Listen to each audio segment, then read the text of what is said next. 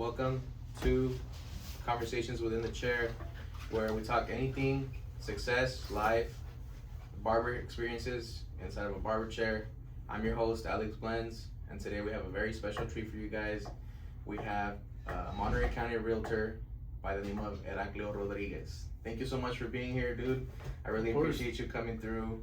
So to start things off, I just want you to tell us a little bit about yourself, who you are, and what you do. All right, well, my name is Eraclio Rodriguez. I'm a real estate agent here in Monterey County. 26 years old, and I'm fairly still a new agent. I've only been in the business as of late 2024. Right. But as far as right now, I enjoy it. I love spending time with family and friends, and just hit the gym and do my own thing. So very, very family-oriented person, kind of just on your own vibe right now. That's right. So I do want to say you have been my client now for, I want to say, 3+ years, right? Yeah. You drive down here from Gonzalez every time you come get a haircut. What makes you come back to specifically me? Well, I feel a barbershop is more than just a haircut. Right. I like the vibe every single time I come in. Your associates, everybody, they're all pretty nice people. I'm with you sitting on your chair, and it feels good. There's a bunch of other people I've gone to before, and it's just like feels kind of like just a transaction, like just awkward kind of thing. Yeah, like just a haircut. Yeah, and like with you, there's like more like a, how can you say this, like more like a friend cutting me up. Right. Yeah, I definitely feel that. I like to take that approach with my clients. Like I sometimes I feel like I talk too much, but it's just because I really want to get to know who they are and what they like to make them comfortable. Like, for example, they'll come and I'll be like, oh, like, are you into sports? What do you do on the weekends? Yada, yada, yada. And then me, myself, if I don't know anything about what he's saying, I'll do a little bit of research. And next time he comes, hey, bro, did you watch this game? Or did you do this? Just like to really make people feel comfortable, because anyone can give a good fade, but not everyone can give you the best experience. That's 100% right. And that's related to real estate from what I do. All it is really is not just about a paycheck. It's more of building a relationship with people. Right. That's what generates a lot of business. Getting into that, if someone wants to become a real estate agent, how does one get started when it comes to that? Well, there is various reasons. Various ways. My bad.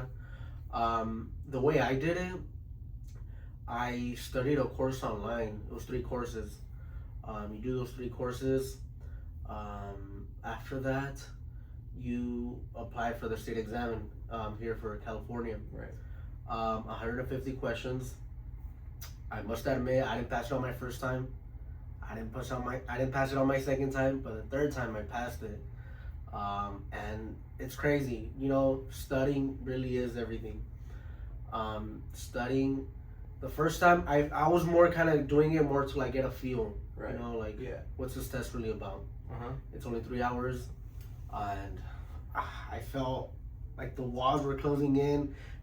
You're taking the exam. Yeah. You're taking the exam, and you just see the time right there, just going down and down and down, and you're taking forever reading the question, scratching your head, everything. And the second time, I missed it by like a question or 2. Right. So the third time, my bad. The 3rd time, you know what? I went in there like I was probably like the last student to go in, and I was the first one to finish by everybody.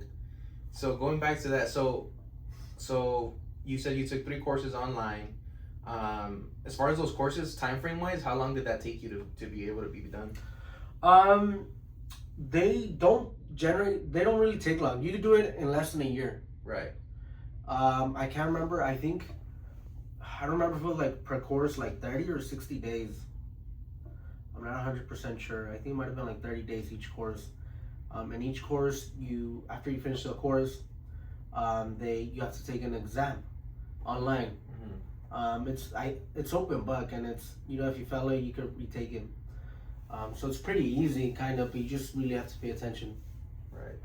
And now going back to after the first time you fail your test, what is inside your head right after that you fail your test and you leave the building and you're telling yourself, is this really for me, or was it something where you were like right on it right away? You were like, you know what, nah, I got this. Like, I'm gonna retake this test. What was the feeling initially? You know, I got out of there, and I didn't want to open my score until I got in the truck and I was alone. Oh, okay, yeah. And I remember FaceTiming my girlfriend, and I opened it, and I was way off. Not way off, but I got very bummed out, very sad. I didn't want to talk to nobody. But so I remember my dad told me, like, call me as soon as you finish. And my dad's always been the kind of person that's strict, but only because they want the best for you. Right. You know what I mean? Yeah. So I called my dad. And he tells me, like, pues ni modo. Like, don't worry. You know, like, you only lose when you quit. And that kind of stuck in my head. And it just made me try harder and harder and harder and harder.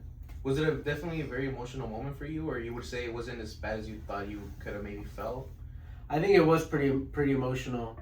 I think, to be honest with you, I didn't think it would be that hard of a test. Right. I was expecting a little more easier, a little more, I don't know, I felt like kind of prepared, but not really. But yet again, you could take that exam like 6, 7, 10 times, you know? Mm-hmm. So then you reapply, obviously. You take the test for a second time. You walk into the building, you take your test. The second time you're taking your test, are you very certain that you passed this test, or did it feel the same as the first time? And then what was your reaction the second time after you did not pass the test? Second time, I felt more confident because I believe the best thing you could do for this test is the vocabulary. Know your vocabulary. Right. Know your words. Know what they mean. That way you know what you're reading. So the second time, like I said, you need to pass with, I can't remember if it was 70 or 75% at least. And I remember opening my scorecard. Again, I got in my truck. I opened it. I had a 69 point something. So like just by a question or two. Yeah, right. That's all it is. So I'm like, I'm already there. You know, next time I come, I'm done. I'm doing it. So this second time wasn't as bad as the first time when you No. were super bummed out. It was more like, this second time I wasn't I'm closer than I was the first time. Exactly. I got this. The third time's for sure the charm. They always say that, you know, they do say that the third time's the charm. And you know what? I felt confident the second time. But knowing that I'm like right there, like a foot away, I wasn't bummed out at all. If anything, I was excited and more motivated. Yeah, that I definitely feel what you're saying. So I went through barber school. It took me about a year and a few months. Mm-hmm. I got out of school right away. I set up my appointment before I graduated because if you have a certain amount of hours, you can pre-apply, and then after that, you get your date for as soon as you graduate. You'll go like a month later. Mm-hmm. So I did that process to make it smooth. I was already in here coming out. Every time after school, I would come in here, and I would watch Kiko and Miguel cut and Victor. I don't know if you know the old owner, Victor Miranda. He used to be the principal owner. I would see him around, yeah. Yeah. So I would talk to them, asking for tips and advice. They would always make fun of me because I would come in here and watch for like 30 minutes and then just bounce out. So they would always be like, do you really want to learn or not? So I always like, you know, it's always been a good relationship with them since the beginning, always making fun of me and stuff. I really love it here. So I went to take my test, and I had one of my boys at the time. He drove up with me, and I was like, can you drive so I could study all the way up there, you know? Mm-hmm. Where was your test? My test was, I was in somewhere in San Jose, like a little past San Jose, I think. I don't exactly remember. It might have been Santa Clara, actually. Yeah, it might have been. Yeah, I think it was out there. Yeah, I exactly don't remember where I took it, but I knew it was somewhere out there. So you go in, they take your phone, they take all this stuff, they put it in a locker. It's already kind of intimidating when you walk in there, you know. They took my picture, they take me inside, they told me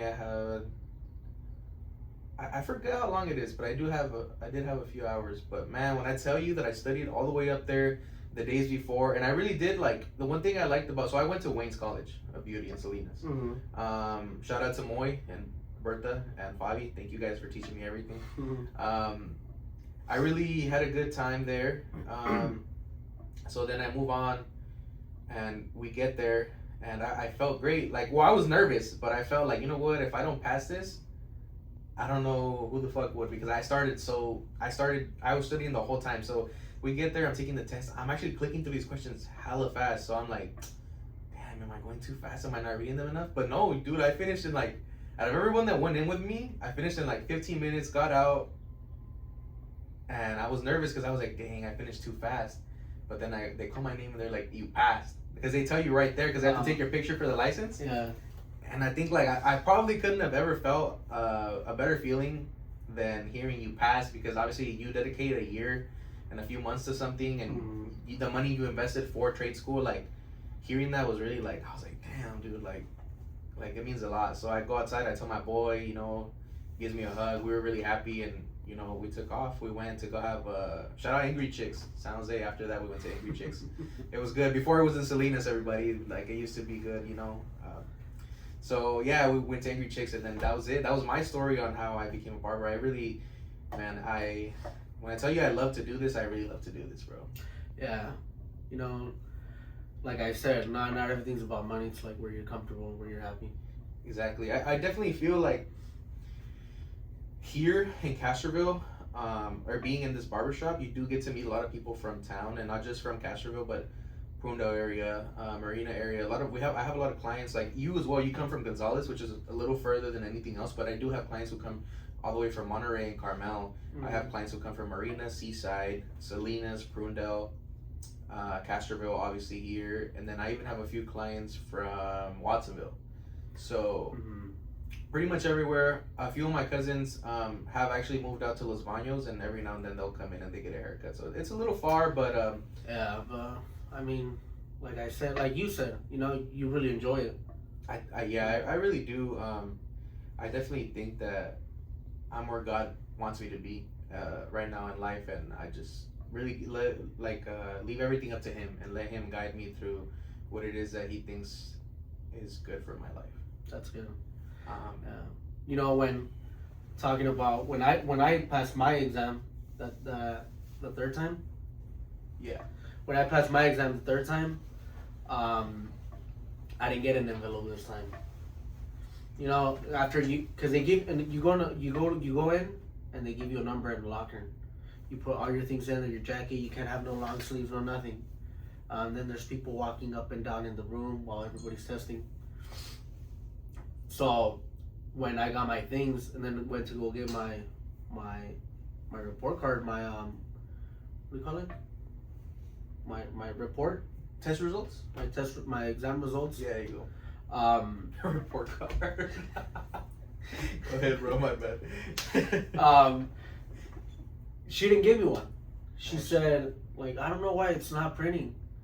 And I was like, don't tell me that, you know? I was like, this is my third time. What do you mean? Yeah. And he said, no, I don't know why it's not letting me print. But if I were you, I would enjoy my beer. And that just told me everything. Oh, that's cool. And man. yeah, and then as soon as I got out of there, I check online, and boom. You passed. Yeah. And what did you pass with? It doesn't tell you the score you passed with. Oh, got you. So it tells you what you failed with, so because they'll tell you like obviously you're right there, or you're way off or whatever. But when you pass it, it doesn't say. That's actually true, because actually I don't think it told me how much I passed with either. I think it just says like, here's your license. They give you your license there. Yeah, I think for me it was an awkward year. I feel like it was right after COVID, so I was in school like 2021, kind of towards the end of COVID. We still had to wear our masks during school, but it was weird because I just renewed my license a while back. But since I got my license in COVID, when I went to go renew my license, they said they didn't have my license in file. So I freaked out because I was like, what do you mean you guys don't have my license in file? Like, I have a picture of it. Here's my picture. Like what do I need to do, or what's going on? And so I got on the phone with the state board, you know, of barbering and cosmetology. And then I had a conversation with a girl, and she's like, yeah, during COVID-19, we had all kinds of paper mix-ups. Like, you know, just a bunch of information and data that wasn't properly filed maybe or something. So yeah, they had me send my picture of my license, a picture of my ID, a picture of myself, all that stuff, and they verified it and they sent it. But like for a split moment, I was like, in a way that I was freaking out, because I'm a person that really overthinks everything. Like any minor problem in my life, I'm like, oh, like, you know, I can't handle it. I just feel like I'm so lost. No, that's me. I'm with you on that one. And so, yeah, I mean, it ended up working out, and I'm glad. And I'm actually about to file for my second renewal of my license going on. I've been cutting for 5 years now. and this is my second renewal. So it lasts. I think it's every 2 years, I believe. So I got my first one, then I renewed it, so that's 4, and then this time it'll be. So I'll be going on 6 years cutting now. So Wow. it's been a while. Yeah, that's awesome. Yeah, Touching bases back on me driving from Gonzales. Well, you know how I recently moved to Salinas? Oh, that's right. You did tell me. Yeah, you just recently moved to Salinas. I'm on Old Town, Salinas. I got another job, you know? Oh, so you're doing 2 jobs then? I'm doing 2, you know, but I have just enough time to dedicate my time to my clients and for real estate. Right. So my new job, I'm doing property management. Okay, and is this property management in a property that you sold, or is it just you just applied to work with to kind of get to know properties a little better and stuff like that? Well, what it was is because we switched brokerages. I was with Keller Williams Coastal Estates and Salinas Valley Estates, but now we switched to I followed some of my leaders to Town and Country Realty. Yeah, that's right. Town and Country Realty. Yeah. Realty. So see, I was gonna now that you say that, I was gonna introduce them. I wasn't sure if it would be okay if I would have said their name on the pod. So no, go ahead. By all means, you know, I love that brokerage. Shout out to Town and Country. Shout out them guys. Check them out if you're buying a house. Mike Hanley, Scott Craig, Julie Hansen, Andrea, all of those guys, they're the best. You know, I'm the youngest one in that office. I'm the only one that speaks Spanish, and I'm just every little thing I pick off of them. You know what I mean? Yeah, talking about you being the only one that speaks Spanish. As a Latino, obviously, like your parents were born in Mexico, right? They came over here. They give you a better life. Now you're doing what you're doing. So speaking Spanish, it's do you see a lot of Latin people buying houses right now, or is it a lot of so what can you tell me about that? Well, you know what? I mean, everybody, you know, and I can speak this for my community, my people. We all want to be homeowners. You know, we all come with that dream. My parents come with that dream. My friends' parents come with that dream. You know, my parents always thought that, you know, one day we're gonna move back and live in Mexico, right? To Jalisco,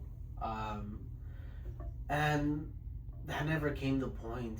You know, they do come and go, but they realize now that they have grandkids. Their kids grew up. They have grandkids. They're more busy here. They realize now that their life is here. Right. So there's a lot of people out there Hispanic people out there who like want to come with that idea. They all unite, get together, and save up together. You know, and I've met a lot of people, a lot of buyers like that. Right. They're the ones that want to buy a house. They're the ones that are very eager, motivated. Like they're hungry. Yeah. Like, you know, I want this. Yeah. Give me a second. Let me stop you right there. Speaking of Jalisco, bro. I mean, have you seen all that stuff that's going on? I mean, it's been really sad to see a lot of that going on out there, man. My parents are out there right now. And my aunts. My grandma lives out there. My uncle's out there. Yeah, and they're just, you know, they're not very far away from where all that's happening. We're from a little ranchito named La Puerta del Borrego. It's right off by Cocula. Oh, okay, right. Yeah, and like in Cocula, there was a bunch of like cars on fire and that kind of stuff. So you know, I know that nothing's gonna happen to them, but still, I feel a lot more comfortable if they're just here already. Yeah, and you know, it's so messed up, man. You know, it is very scary. I mean, at least you know that they're a little further away and they're in a safe spot, which is better. But you know, seeing all that stuff happen, man, it just really does scare people. I'm not sure where that area is because I'm from Michoacan personally. My family's from Michoacan, but I do have a lot of friends and people that are from over there from Jalisco. So yeah, you definitely feel for stuff like that going on. You know? But piggying back to what we were talking about, I definitely feel like being a Latin, you could say a Mexican American, whatever you want to call it. We're a second generation of parents that came here to give us a better life. Do you feel as if you come over here and you don't do good with the opportunities your parents gave you, do you think that's a bad thing, or do you think everyone has their own path? What is your mindset when it comes to that? Because I definitely have a strong opinion when it comes to like I know a lot of people that their parents came over here and sacrificed a lot, only for them to also end up working really like jobs that are like, you didn't take opportunity. Basically, they didn't go to college, they didn't go to trade school. They're just kind of working at whatever job. And like, to me, it really like, I feel like it really essentially makes me upset, because it's like you have all this potential and you have all this help going for yourself, and I feel like they didn't take advantage of it. So what are your thoughts on that? You know what? Like you said earlier, I'm very family oriented. There isn't anything I want to do for them. I think, just as many of us, our parents migrated here to a whole different country, a whole different state, a whole different world, you know? Right. And starting from nothing, they gave us everything. I'm not saying they bought us all this luxury stuff, these luxury clothes. Yes. But, you know, there was never food on the table missing. I think that's one of the biggest things. Like, me and my parents weren't together growing up. I feel like I've told a lot of my clients, a lot of people know that about me. Like, I have a good relationship with my mom. My mom is amazing. Shout out to my mom. I love my mom so much. I love my dad too. We have a, maybe I would say we're not as close as we once were, but I love that man too. And yeah, like I definitely feel like I grew up being raised correctly. It was hard. I would say growing up with being split up parents was definitely hard. I hated that I had to always like pack a bag on the weekend. Or there was a few years where I lived with my mom, a few years where I lived with my dad, and so on and so forth. Like, I lived with my dad since, I think I want to say since 4th grade towards 7th grade, and then I moved back here to the Castroville area with my mom, and that's where I ended up growing up in Castroville and finishing high school here and all that. So for a point when it was just me, my mom, and my sister, we were like living in one room. So to me, luxury was never like something that I thought I could achieve or get. Like, to me, just knowing that I have somewhere to sleep and eat, like you said, it's been something that made me happy. So like, now being a barber after I graduated school for a few years and being able to travel the world and see different things and be able to go to a store and be like, I want these shoes, I can buy these shoes. It's definitely been a weird feeling, but very fulfilling, I want to say. Like, very, like, I'm happy where I'm at, and I'm happy that I can really appreciate this, because I know a lot of kids nowadays, including my brothers actually, they'll want the most expensive things, like, not necessarily super expensive, but they'll want like, oh, can I go get a polo hoodie? To me, that was never an option, and I'm so happy we're in a better spot where my mom is able to give them those things, and they are appreciative of them, but just goes to show, like, for me, it was always like, we grew up, we got what we could, and I was happy with that. But now that I'm where I'm at, I'm 3 times as happy as I could be, I think. Yeah, and I think that's what makes things more special, because you work hard for your things. Yeah, I definitely would say I work hard for my things. Well, coming back to you, growing up, was your parents were together, I'm assuming, or? Yeah, you know what? My dad, he was a bread maker, truck driver, always in agriculture, you know, like, and my mom, she was always a stay-at-home mom. You know, I'm very grateful for my parents. I think God does things the way he does for a reason, and I feel blessed to have the parents I do. My dad, I remember working day and night. You know, sometimes you're coming home like at 10 p.m., 11 p.m., all beat up, you know, like with his mud still on his boots and everything, and my mom, you know, just trying to take care of us, everything. And you know, we probably wouldn't get that good night kiss from my dad, that kind of stuff, or like, you know, school meetings, conferences, everything. My dad couldn't make any of that stuff. Essentially, he sacrificed a lot of the bonding experiences and the showing up for you in order to be able to provide a better life for you guys. Exactly. You know, because my dad, he is a bit hard-headed, but I know, like, deep down in his heart, he loves us loves us. Yeah. With all his heart. Yeah, I definitely think a lot of Mexican dads are like that. Like, I definitely think my dad is very much the same. He won't really tell you like, oh, mijo, like, I love you, but he'll give me a hug. He's actually been a lot better about it now. Like, I feel like now that I've gotten older, he would he would hug me more and tell me, "Oh, mijo, te quiero, cuídate," when he hangs up the phone or whenever we have a conversation. I think my mom as well. Like she was never really too affectionate growing up, but I really think that stems from the fact of how they grew up themselves. Mm-hmm. You know, my grandpa, my grandma were very like, well, more my grandpa. They're very hard on them growing up because those are the values that are instilled in them. You know, when they're growing up, like, hey, like, if your kid's not doing good, like, you gotta yell at him or you gotta keep him in check or whatever. And I think that really, like, they only know how to be parents from what they saw. So a lot of the stuff that they did before and how they are now, I think they're completely different people. Like, yeah, that was the way they were taught. That's supposed to be. You know what I mean? Like that was the way, to teach us, to make us learn, make us understand. By hitting us or whatever. Yeah. And my mom, she is very affectionate. She's very soft, very emotional. She's big, but she's the rock of the family. I can tell my mom anything, as well as my dad. But I know my mom will take it easier than my dad. You know what I mean? Definitely shout out to all the moms. You guys are great. Like, you guys are the best. You guys are amazing. I think my mom is my best friend. I will always say that. My mom will do anything for me. If I need anything, she will pick me up. She will do anything for me. And I think that's one of the best relationships I could have is with my mother. I know we don't always see eye to eye and sometimes we argue, but shout out to my mom. She's the best. Yeah. Peeing back off that, let's get a little more into the real estate type of things, man. I definitely want to ask you a few questions. So what was your first deal like? When you closed this deal, what was your feeling? How was it leading up to this deal? Just tell me how you feel, man. It's funny. Usually the way real estate goes is your first deals come to your sphere of influence. It's like friends, family, right? Close people, relationships. For me, that wasn't the case. It was through Facebook. Shout out Facebook. I posted a property and this lady reached out to me. She said like, "Oh, when can I see it?" A Mexican lady, right, from Guanajuato. And I'm like, "When can you?" We scheduled the appointment and everything. We went. She didn't really like the property, but then that's how it started. I kept getting closer to her, touching bases with her, calling her, texting her, those kind of things.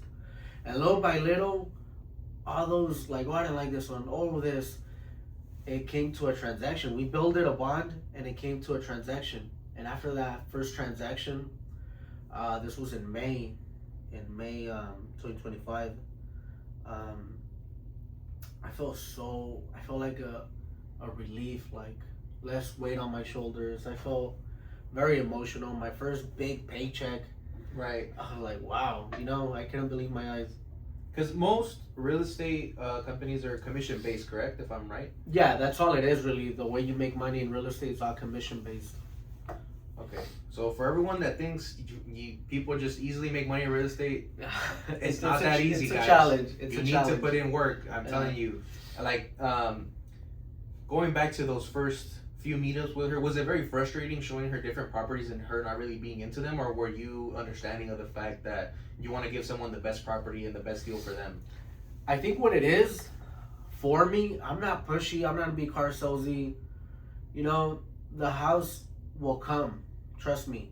It might not be this one. It might not be in 3 months. It might not be in 6 months. It might not be next year. But trust me, the perfect house will come to you. It's not about just like pressuring someone to do something. This is like their biggest investment. Right. Yeah. I mean, this is going to be your house for like 30 plus years, right? Or it might be the house that your kids keep after you pass away. Exactly. And like I said, I knew that, after like 5-6 showings, she had some money saved up and she thought of investing in. And I'm like, okay, an investment could be like getting a duplex. Right. Like you buy a duplex, you could live in one and rent the other. And that's what she did. But before all that, I knew it was gonna be worth it. You get the vibe from somebody, like if they're trustworthy, the kind of people they are just by meeting them. Right. Going off of that, I'm happy to hear that the first person who you sold the house to was a Latin person. I really feel like we gotta help out our own people, and I really feel like our people are on the rise, dude. I feel like these people are really hardworking. They come here for a good life. They do great things, and they find ways to give their families a little boost. Going back to buying and selling and your feelings and all these emotions going on. Mm-hmm. For first-time buyers that are on the younger side, mine are your age, anywhere from 25 to 30. Mm-hmm. Do you think that's a good age to buy a house, or would you say that it's better to invest later on when you have a certain amount of money saved? Does it depend on everyone's situation? What would you say? It does most definitely vary. Everybody's situation is different. Everybody has a story. I've learned that a lot in the office I'm with. Shout out to Julia Hanson-Brown. She's my go-to for real estate. Shout out Julia, man. We gotta get her on the pod soon. Yeah. It'd be love to talk to Julia. Oh yeah, she's 25 plus years in. She's honestly, wherever I go, I say, oh, I'm with Julia. Like, oh, Julia. She knows everybody. Everybody knows her. Dang, guys, you heard that? The next time you go somewhere, you say, I'm with Julia. It opens doors for you guys. It'll open a door for you guys. Anyways, yeah, she's taught me very much that everybody's situation's different. Everybody has a story, and it's true. Maybe some people can only afford a mobile home. And not everybody can afford a house in Pebble Beach, in Carmel. Right. But like to them, that's more than just a house. It's a home. Yeah. Something they value. And for like first-time buyers, like you said, if you can afford the payment and you got some good money to put down, do it. I guarantee you within time, it's going to appreciate in value. And then by then you build some equity, you can sell that one and buy something bigger. Or your dream home, right? Exactly. That's how it starts off. Your first house, the one you build equity, and the house you really want. That's how it is. Gotcha. So speaking of that, I definitely wanted to ask, I don't want it to all be business. I definitely want to talk about some of the other stuff you got going on. What do you do in your free time, man? What do you like to do? Well, now that I live alone, I'm studying videos on how to cook. Yeah, learning how to do rice and all that stuff. So definitely don't come over right now for the cookouts right now. Not yet. Yeah, no Thanksgiving at my house yet. No, but I mostly just hit the gym, spend time with my family and my girlfriend. Okay, so or golf. I like golfing on the weekends. This guy hasn't invited me golfing yet, guys. Can you believe this guy? Been knowing this guy 3+ years. Never once has he said, "Hey, Alex, you want to come golf with me?" It's gonna happen. Let me just get a little better. I've never golfed a day in my life, by the way. Kiko, if you're watching this, Migs, everyone who works at the shop with me, you did not see me mini golf. Okay, you guys didn't see me do that. I did never go to Top Golf, and you guys didn't see me swing and miss the ball. Okay, we're not gonna talk about that. Okay. So you go to the gym. How does that look like in your? How does your lifestyle look with the gym? Are you eating healthy? Do you just work out and try to maintain a good protein intake? What? Tell me about that. I've always been into the gym, but like you said, I used to live in Gonzales, and driving all the way to Salinas is a bit of a stretch. Right. So now that I live here in town in Salinas, the gym's not far from me. I have more free time. Real estate, what I love about real estate is that very flexible hours. You can like go have lunch with the client at whatever time, those kind of things. It's all business based, so it does give me a lot of free time to like maintain my calories, my macros, all that stuff. Right. My protein intake. Now that I live alone, I try to take it more serious.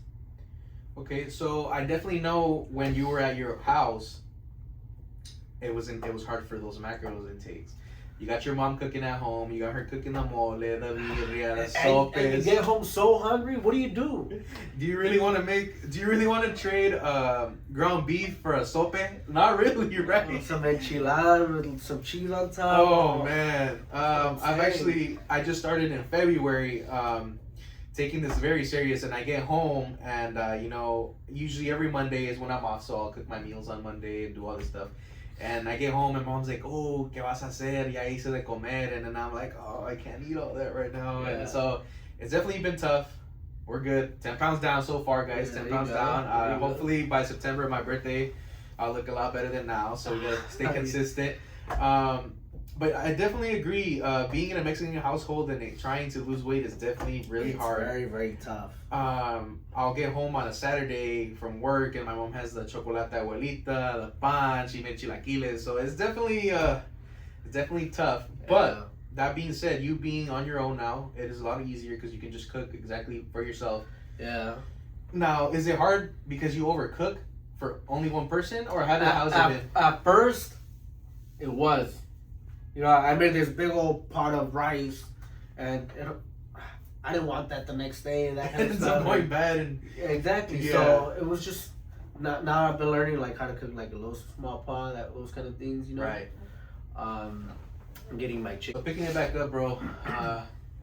Cooking's been hard. Moving out on yourself, there's a lot of challenges you face while moving out from home. Mm-hmm. Do you miss home? Do you miss being at your mom's house, or has it been better for you now that you're on your own? You know, now that I cook for myself, I miss my mom's cooking.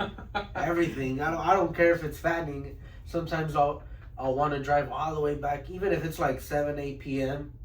I'm done with my work, my gym, everything, my laundry, because I have to like put in quarters now to the machines and everything. Shout out moms, man. If you have a laundry machine at home and your mom helps you out, shout her out, because doing your own laundry sucks. I've been doing my own laundry since I was in middle school, but when my mom does have time and she's like, "Oh, mijo, I did your laundry for you," those are the best times. Shout out your mom, man. Like I always say, shout out moms. Yeah. But yeah, I miss my old household. I do. And did your household, it was your father, your mother, and you, or do you have siblings, or? I have 2 younger siblings. One's 23 and the other one's 18. And then I have an older sister. She's 28. And both my brothers live with my parents still. But yeah, and he just had his second baby. Your brother? Yeah, he's 23? Yeah. Okay. And then what's his name? I don't think I've met him yet. His name's Camilo. Shout out to my brother Camilo. We'll have a beer together. We love we're casual, you know, we're chill people. Yeah. You know, turn on the asador, grow some meat, a little beer, you know. Who doesn't love a barbecue and a beer, Exactly. Man? You know, listen, just talking, chatting, what we're doing now. Not everything's Mastros and Noble, guys. Sometimes you just want to look carnita asada, Exactly. la casa. Exactly. You know, throw on the Chalino Sanchez. your mom's rice, beans, all that Oh, stuff. all that good stuff. The man. guac, yeah. So moving on from this, we talked about some fun stuff. We talked about your hobbies, how it's been being on your own. Talked about a little bit about real estate. Mm-hmm. How did you become successful, and what habits did you have and try to keep to be there? You know, it's just showing up every day.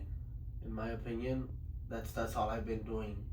Even if you're not doing anything, but if you just as long as you're in the office, like for me in my example, just as long as I'm in the office, you gotta hear all these successful realtors conversations, like what they're going through. You're learning something every day, and just show up every day. Make sure you're talking to people. Make sure you're out there exposing yourself. What's it knowledge, called? right? Networking with others. Networking, knowledge. And marketing. I'm not the best with social media, but I try to do what I can with marketing. I definitely feel like you've gotten a lot better. I've been seeing your reels going through the house and showing that, so shout out you for getting a little better. I actually have just feel like this year recently I blew up on my reels and stuff because I've been working more on making fun of reels, trying to get people coming in from different spots and like putting myself in uncomfortable situations. Actually, you were in one of my reels. Shout out, everyone hasn't watched it, go check it out. My Instagram handle is Alex Blends with 4 Z's. He was on the reel where we did a when your barber sends you a reel mid-cut. You should check that one out. It was definitely a funny one. Shout out my boy for being on my reel. Social media is where it's at right now, guys. I definitely think that it is really helpful to be doing social media right now. And I would say if you have somewhere you want to be successful in, whether it's just content creating or doing content for your business, I definitely think social media is really helpful because my videos are probably all around Salinas, Monterey, Marina, Castroville, Prunedale, Watsonville, Santa Cruz, and maybe even Gilroy. Who knows? I definitely think if a person knows a person and they repost it or they like it, or I really get random people's reels on my feed all the time, and I think social media is where it's at. So don't discredit social media, guys. It's a big help. So as far as right now, I believe that's what's kept me on my toes. Right. Just getting out there and exposing myself and interacting with people. Let them know what you do. And it's not really like who you know. You know how a lot of people say, "Oh, it's who you know." Yeah. It's not what you know, it's who you know. But Sorry, man.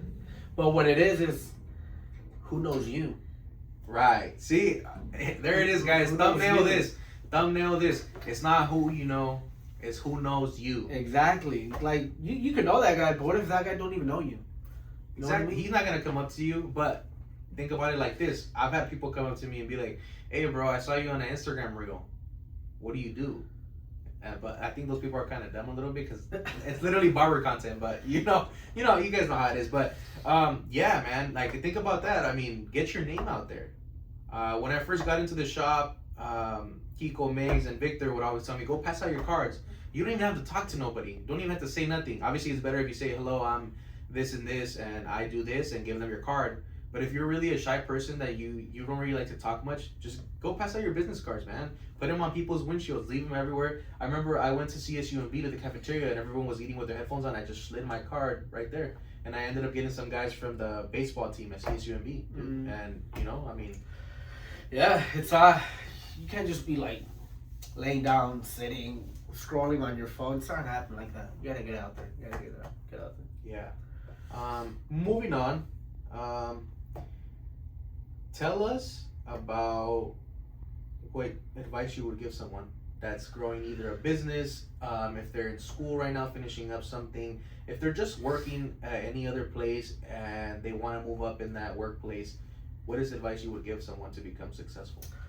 An advice I'd give for them is if you really want it, go get it. Who cares the time it is? If you're tired, just lock in, don't try to do it no matter what.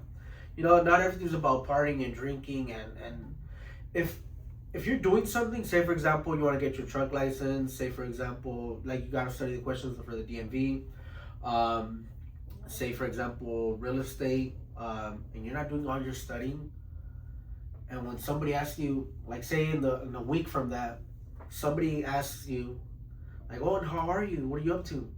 And if that question makes you feel uncomfortable, it means you're not studying enough.